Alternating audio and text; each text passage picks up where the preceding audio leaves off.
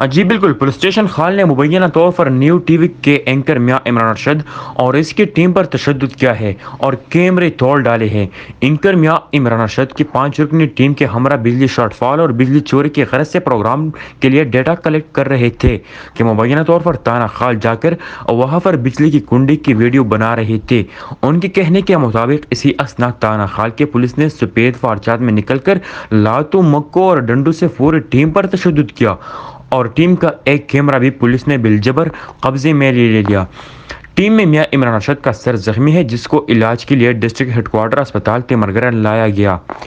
میاں عمران کے مطابق کل ہم وابڈا کے خلاف احتجاجی مظاہرہ کور کر رہے تھے کہ اسی دوران مظاہرین نے ہمیں کہا کہ سب سے زیادہ چوری تو سرکاری دفاتر میں ہو رہی ہے۔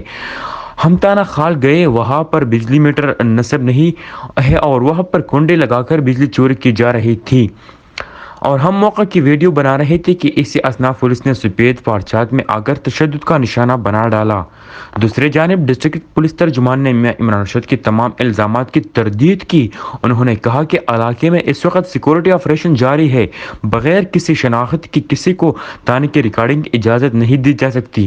ترجمان کے مطابق تمام تر واقعہ کا ڈسٹرکٹ پولیس آفیسر نے نوٹس لیا ہے اور اس حوالے سے تحقیقات جاری ہے۔ جی